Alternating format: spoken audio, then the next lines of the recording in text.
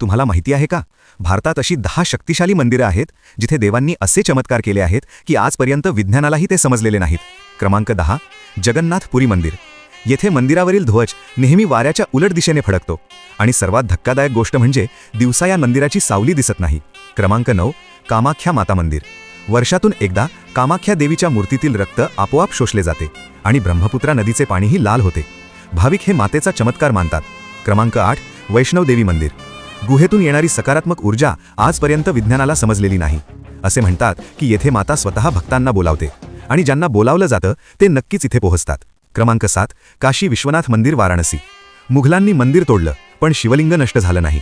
असे म्हणतात की भगवान शंकरांनी ते स्वतः गंगेत लपावले आणि नंतर भक्तांना पुन्हा प्रगट केले. क्रमांक 6, सोमनाथ मंदिर. समुद्राच्या किनाऱ्यावर असूनही शतकानुशतके मंदिराला कोणतेही नुकसान झाले नाही.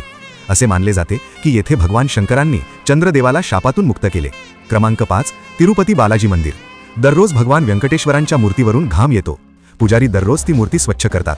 ही घटना आजही विज्ञानासाठी गूढ आहे. क्रमांक 4, महाकालेश्वर मंदिर उज्जैन. महाकाळांची भस्म आरती जगात अद्वितीय आहे. असे म्हणतात की ही भस्म स्वतः शक्ती प्राप्त करते आणि कधीही शिवलिंगाला हानी पोहोचवत नाही. क्रमांक 3, रामेश्वरम मंदिर. येथील दगड आजही पाण्यावर तरंगतात. असे मानले जाते की भगवान रामांनी लंकेकडे जाण्यासाठी याच दगडांचा सेतू बांधला. क्रमांक 2, मीनाक्षी मंदिर मदुराई. भाविकांचा दावा आहे की मीनाक्षी देवीचे डोळे अधूनमधून पापणी लावतात. यामागचे कोणतेही वैज्ञानिक कारण आजपर्यंत सापडलेले नाही. क्रमांक 1, केदारनाथ मंदिर.